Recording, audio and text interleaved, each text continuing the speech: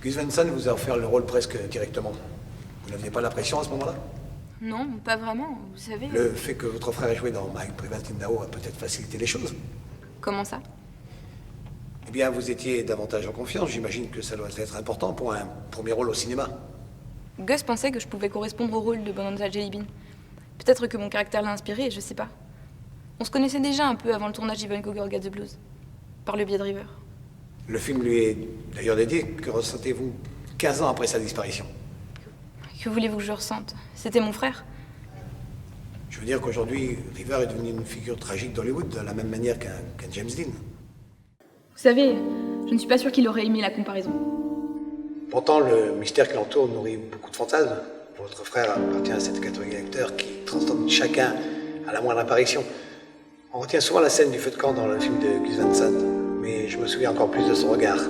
On connaît moins l'homme, beaucoup plus mystérieux que ses personnages. J'ai l'impression qu'on retient de lui le fait qu'il se droguait, plutôt. C'est bien triste. C'était son dernier rôle, malheureusement. Je n'aime pas ces idées reçues. Il avait mal. Il souffrait.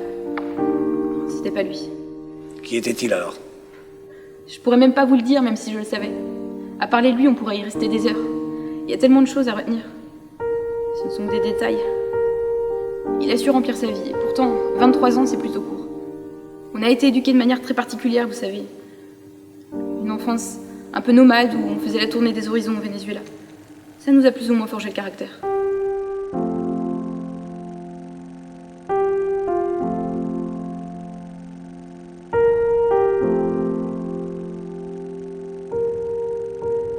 Il y a notre retour à la société, aux États-Unis. Bref, ça a été dur. Il y a son ascension, sa petite gloire. Enfin, les plus renseignés sauront et les autres se renseigneront. Comment gérait-il sa gloire, justement? On peut dire qu'elle lui faisait plus de mal que de bien. Les médias l'ont bien consumée.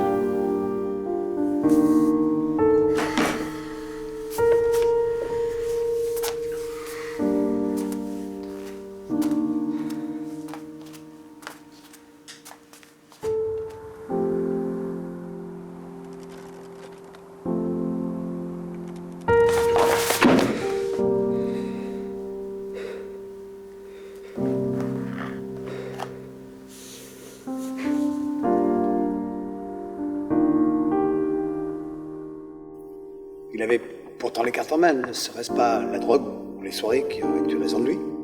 Des soirées? Mais il en faisait peu, contrairement à tout ce qui a été raconté après sa mort. C'était surtout des soirées de fin de tournage ou des conneries de ce genre qu'il fréquentait. Une des dernières qu'on ait faites ensemble, ça a été celle pour Ivan Cougar.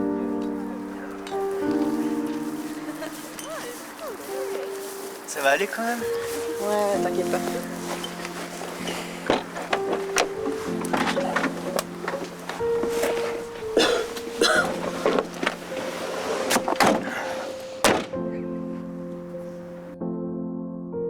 Une très bonne soirée. On a conduit toute la nuit. Quels étaient ses projets? Quand il a dessoulé, il a pris le volant. Il voulait pas que je conduise parce que j'avais failli nous foutre dans le fossé.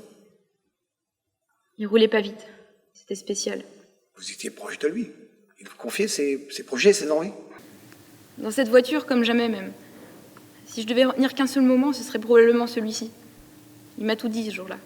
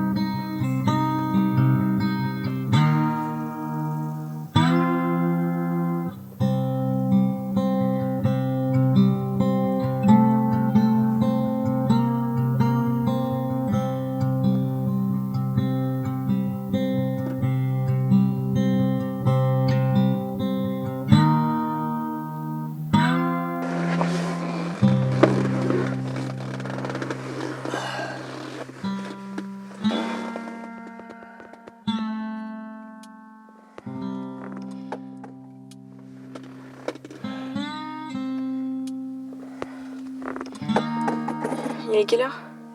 11h moins le quart. Merde. Tu veux que je prenne le volant? Non, ça va aller. T'as qu'à te rendormir. Ah non, c'est bon. Tu sais si on est bientôt arrivé? Aucune idée, je sais pas. Et ton rendez-vous? J'y serai pas, tant pis. C'est un producteur, il va s'en remettre. Ouais. C'était bien comme petite soirée. Je suis triste que le tournage soit terminé. Tu verras, t'en auras d'autres. Gus m'a promis un rôle pour son prochain film. C'est déjà ça. Mais va pas trop vite quand même. Comme si t'avais 40 ans d'expérience, River. Tu verras. C'est bien tant que ça marche, mais une fois que tu t'es pris une claque, c'est plus compliqué. Tu veux parler des poètes disparus? Tu vaux mieux que ce film.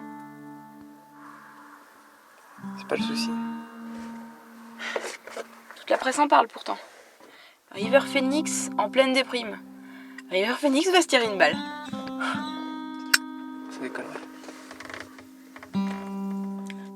Les parents savent que tu fumes. Je crois pas. Au pire, ils ont qu'à lire la presse. River Phoenix fume et le cache à ses parents. River Phoenix taquine le cancer. J'ai plus ou moins commencé sur Stand By Me. Et depuis 2 ans, dès que j'essaie d'arrêter, c'est l'horreur. Je suis sur les nerfs. De toute façon, t'es tout le temps sur les nerfs en ce moment. Y a des trucs qui vont pas.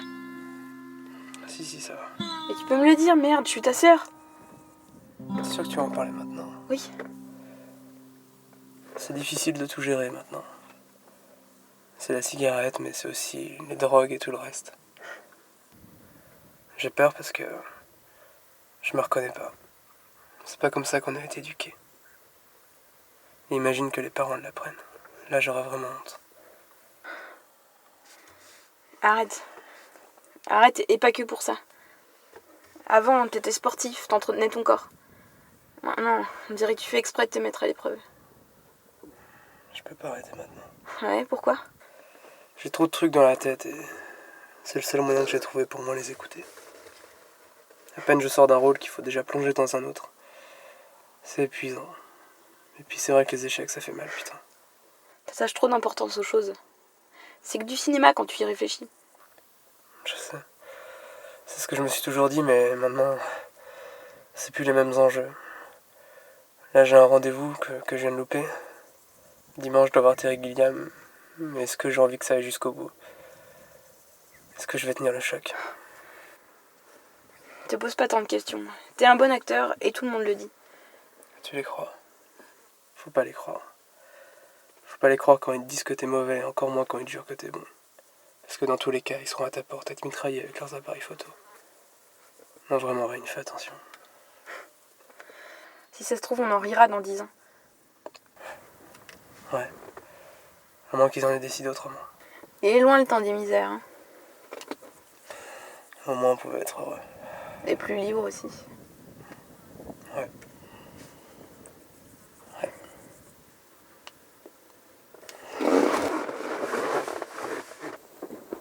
Bon. Qu'est-ce que tu veux faire? On va faire la course jusqu'à l'autostoppeur là-bas. Mais allez, remonte, on va se foutre de nous, là. C'est pas grave, on en rigolera dans 10 ans. Tu l'auras voulu.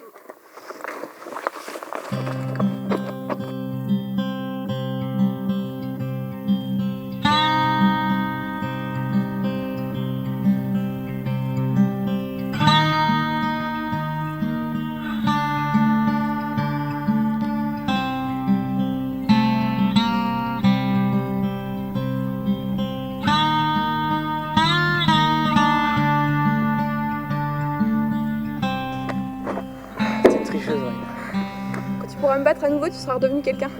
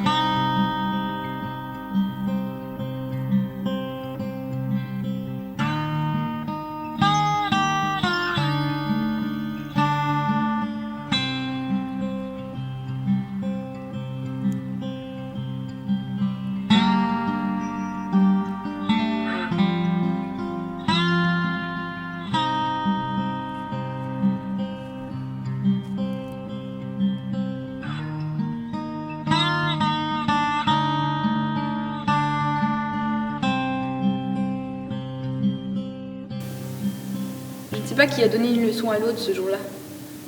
Et je crois que c'est ce qui me hante avec ce moment. Tout ce que je sais, c'est qu'il y a eu une transmission de quelque chose. Et j'ai plus jamais regardé Hollywood de la même manière après ça. C'est une petite semaine après que votre frère est décédé devant le Viper Room, l'ancienne discothèque de Johnny Depp. Ça s'est passé 1 heure avant son rendez-vous avec Terry Gilliam. Et c'était le moment le plus horrible de ma vie. Je crois que pour tous ceux qui étaient là, ça a été l'horreur.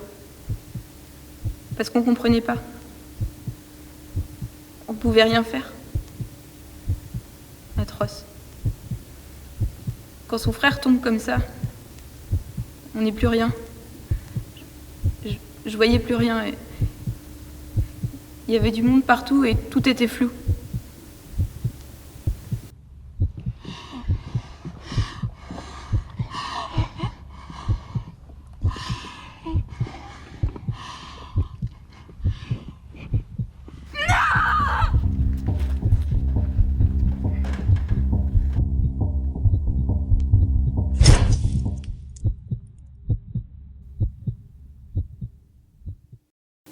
Ceux qui ont connu Rivers sont unanimes.